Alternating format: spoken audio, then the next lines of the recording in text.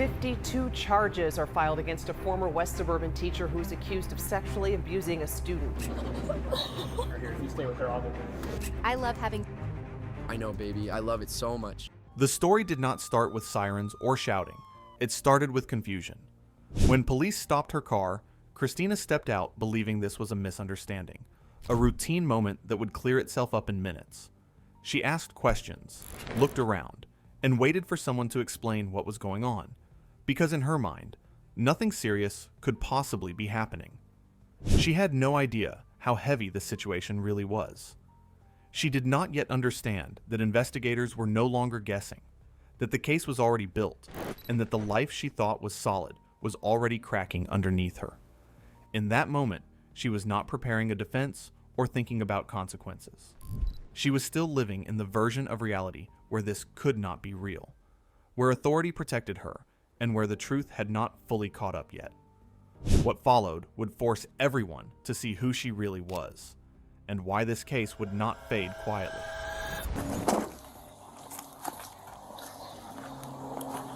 Hey, how you doing? Hi. Officer Guzman with Downers Grove. Do you have your license on you? Yes. Tonight? Yeah, I'm gonna explain. I'm sure you're confused. I'll explain everything to you. Double doors. You're Christina? Yes. Okay, Christina, do me a favor. Can you step out of the car for me?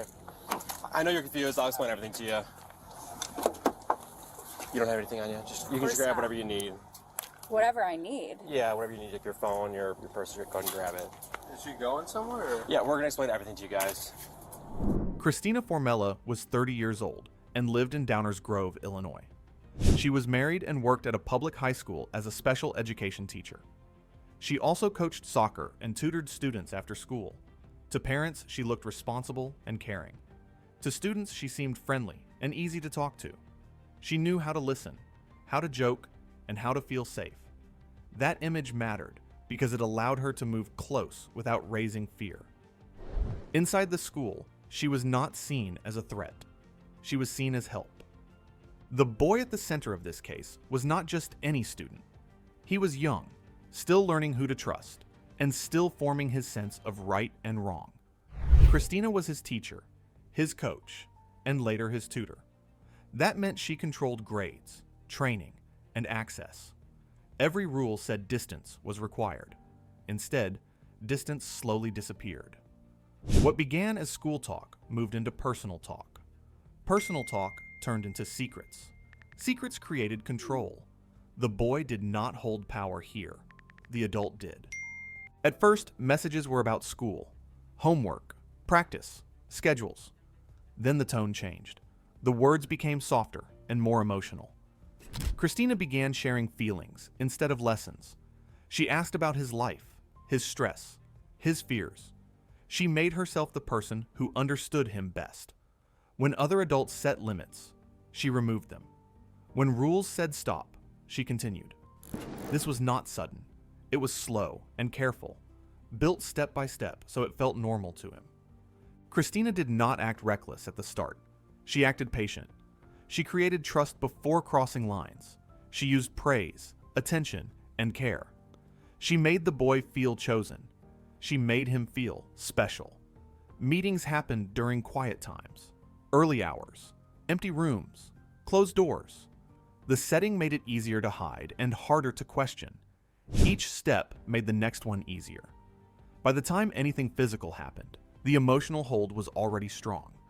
Some of the most serious claims say contact happened inside the school itself. Classrooms were meant for learning, not secrecy. Yet prosecutors later described locked doors and private moments on school grounds. The place meant to protect children became part of the danger. This detail matters because it shows confidence. Confidence that no one would look. Outside school, Christina had a husband and a home.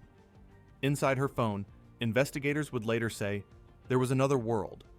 A world where she wrote about feelings, jealousy, and loss. A world where she described the boy as if he were a partner, not a child. Notes showed anger when he pulled away. Words showed ownership, not care. The gap between her public image and private thoughts kept growing, and no one around her could see it yet. Everything changed in March 2025. A mother bought her teenage son a new phone. While setting it up, She logged into his cloud account to move old data. Messages appeared on the screen. At first, they made no sense. Then, the meaning became clear. The words were intimate, emotional, adult.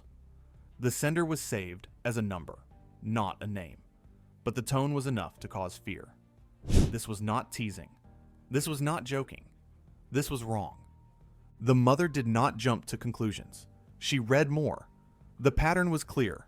The sender spoke with authority and affection. The timing matched school days. When the number was checked, it led back to Christina, the teacher, the coach, the adult trusted with her child. In that moment, confusion turned into alarm. This was not a mistake. This was not small. This was something that could not be ignored. The mother contacted police quickly. She did not try to handle it alone. Officers took the report seriously and began tracing the messages. The number matched Christina's phone. Investigators spoke with the boy. His first words did not tell the full story. Like many victims, he minimized. He said it happened once. Evidence did not agree. Messages, notes, and timelines suggested something much larger. The case began to open wider. Detectives saw familiar signs. Authority used to gain trust. Private messaging outside school systems. Emotional dependence encouraged. Secrecy framed as care. Meetings arranged during quiet hours. These were not random choices. Together, they formed a pattern. Investigators believed this was grooming, not a single mistake. Each piece fit into a larger picture of control and manipulation. On a March day in 2025, police stopped Christina while she was driving. She did not know why at first. Officers told her there was an investigation and she needed to come to the station. She asked questions but received few answers. Procedure required restraint for transport. Body cameras recorded everything. Her confusion was real, but the stop was planned. Investigators had already gathered enough to act. I don't understand what's going on here. I get it, yeah. You can go grab your things. Can he come with me? Yes, yes. You stay there for right now, sir. Just stay there, but yes, you can. But come on back here. Should I shut the car off? Oh, yeah, yeah. Go ahead. Goes off. Okay. Let's right back over here.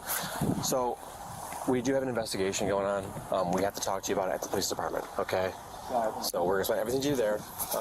It's not my investigation. I don't know the full details. We do have to bring you there, though, okay? So I do have to put you in handcuffs and bring you to the police department. Just a down drill. Handcuffs? Yes, unfortunately, yes. I'm like willing to go with you. I get it, yeah. Unfortunately, we have to do it that way. So do me a favor. We just take this off. Can I ask you Of course, yeah. It's not, like I said, it's not my investigation. Obviously, we're here for a reason. So go ahead and turn around for me.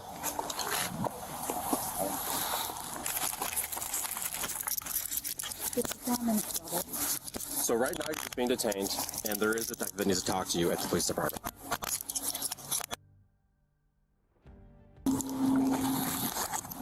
So we'll let your husband know. He can just come to the police department as well if he wants to wait for you there. I'm like, I get it. You have a lot of questions. so scared. Yeah, everything's okay. We just need to talk to you at the police department. That's all. Nothing else on your pocket right now? Anything else? Just my phone. Just your phone? Here. Okay. Okay. All right, we're heading to the back of this car. On the other side. Once you get to the police department, you'll talk to the detective and he'll explain everything to you.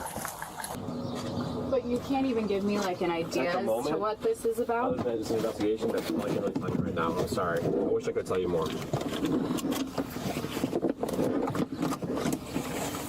Is he coming with me? We'll let him know right now. The footage showed a woman trying to understand what was happening. She asked about her husband. She asked if there was a mistake. Officers stayed calm and firm. They explained.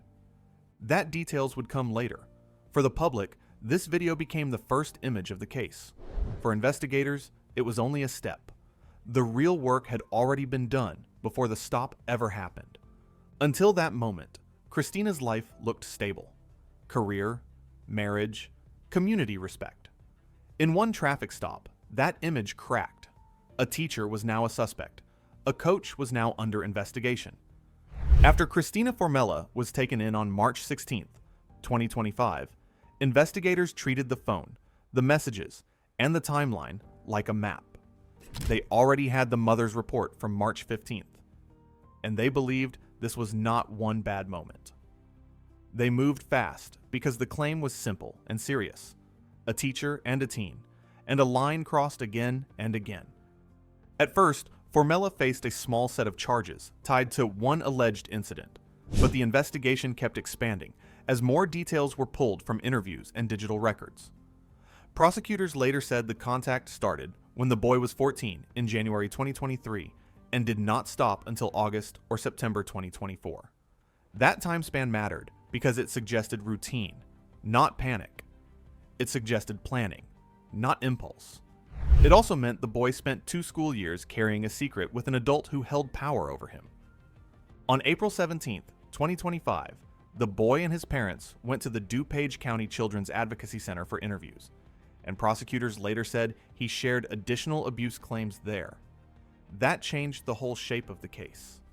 Investigators now had reason to look for patterns across months, not just a single day. Each new detail gave them a new date to check, a new place to match, and a new message thread to connect. When investigators searched Formella's phone, they found something that did not look like a mistake or a one-time slip. In her notes app, prosecutors said there was a long entry that read like a relationship diary. It was not written like a teacher talking about a student. It was written like a partner talking about a breakup. Reports said she wrote lines accusing the teen of "cheated on me," and also, "we will never ever be together again," and "I'm not a second choice." Those words mattered because they sounded like ownership, not boundaries. The disturbing part was not only the anger, it was the mindset behind it. Investigators said the writing showed jealousy and control, as if she believed the teen owed her loyalty. That flips reality. A child cannot consent to a teacher, and a teacher cannot blame a child for the power gap. But the notes, as described in court records and reports, looked like she was telling herself a story, where she was the one being wronged. Reports also described a section of notes labeled manifestations, where she wrote predictions about what would happen next. The tone, as described, was not about stopping harm. It was about expecting the teen to return, expecting future messages, expecting a connection that would not die. For investigators, it was another sign this was not confusion. It was something built over time. With the mother's discovery as the starting point, detectives rebuilt the timeline backward. Prosecutors later said contact began through school communication and then shifted into private texting. They also said Formella gave the boy her personal number and that messages became grooming in nature. Those details matter because private texting removes oversight. It creates secrecy. Once secrecy exists, it becomes easier to arrange meetings and harder for a teen to ask for help. One key date in the timeline was December 2023. Authorities said a tutoring session before school inside a classroom became an assault allegation. That detail is important because it places the claim inside a controlled space. A classroom door can close. A hallway can be quiet. If the claim is true, it shows how normal school time can be turned into a trap because the adult controls access, timing, and the story a student is scared to tell. As the case expanded, prosecutors said the alleged acts did not only happen at school. They also alleged encounters at Formella's home in Downers Grove, near the high school. The location shift made the story worse because it suggested the boundary breaking followed the teen beyond campus. Prosecutors said the sexual acts happened about 50 times and that at least 45 were at school. That number creates one question that will not go away. How does it happen so many times and stay hidden? Another detail that made people stop was the timing of her marriage. While prosecutors described a long span of alleged abuse, reports said Formella married her college sweetheart in summer 2024 and later traveled on a honeymoon. That creates a split, a public life built on vows and family photos, and a private life built on secret texts and notes. Reports also said messages continued during that period. If true, it means she was managing 2 lives at once. When police confronted her about messages, reports said she claimed the teen took her phone in class, sent explicit messages to himself, deleted them from her device, and saved them on his phone for blackmail. The reason that story drew doubt is simple. Long digital trails usually match patterns, not one trick. If investigators found long threads and notes that echoed the same relationship language, then the framed me claim had to fight against months of material. But she also sent the boy text messages while she was traveling in Italy, prosecutors say, a trip during which she was actually getting married. The authorities say Ms. Formella told the boy to turn off the location sharing features on his phone while they were hooking up. On May 20th, 2025, a grand jury returned an indictment adding major charges, including criminal sexual assault, aggravated criminal sexual abuse, indecent solicitation of a child, and grooming. The indictment stayed sealed until mid-June, and when it was unsealed, the case grew overnight. Prosecutors argued the new evidence showed longer contact and more incidents than first believed. The numbers were no longer a few charges. They became dozens, then more than 50. At the June arraignment, Judge Mia McPherson denied a prosecutor request to hold Formella in jail before trial, saying she had to focus on whether conditions could reduce risk under the Safety Act. Instead, she added strict rules. Reports said she ordered monitoring software installed on Formella's devices and required a GPS monitor that would keep her away from the teen's home, school, and workplace. The court was trying to build safety with distance and tracking. Later, Formella's attorney asked to shrink the GPS buffer from 5,000 feet to 2,500 feet, saying the teen worked about a mile from her home and the wider zone created daily limits. In July 2025, a judge denied that request and kept a larger distance in place, pointing to safety for the teen. The arrest video had already spread online, and reporters said the courtroom attention became intense. A judge also barred cameras from the courtroom, which showed how hot the spotlight had become. Online, the case turned into argument fuel. Some people treated it like gossip. Others treated it like proof that a trusted job can hide a predator. Formella's family, through a spokesperson, said the public was judging her in cruel ways and ignoring the legal process. When the sealed indictment was opened, the charges were listed in plain math: 20 counts of criminal sexual assault, 20 counts of aggravated criminal sexual abuse, 6 counts of indecent solicitation of a child, and 6 counts of grooming added to the earlier case. Prosecutors said the newer evidence pushed the timeline back to January 2023, when the boy was 14, and stretched it to late summer 2024. They also said some alleged incidents happened at school and some at her home. The public wanted a finish, but the court was still in the middle. Formella had not been sentenced because sentencing only happens after a conviction, and she pleaded not guilty. While the next court date sat on the calendar, strangers kept debating the case online, even though the file was not done opening yet. Every new court hearing promised more dates, more messages, and more answers nobody could unsee. What makes this case unsettling is not just what is alleged, but how easily trust, power, and access can hide in plain sight until it's too late. One ordinary moment exposed a truth that had been growing quietly for years, and nothing about it can be unseen now. If this story made you think, share your thoughts in the comments and let me know what stood out to you the most. Subscribe for more deep dives like this, because the next part only gets heavier.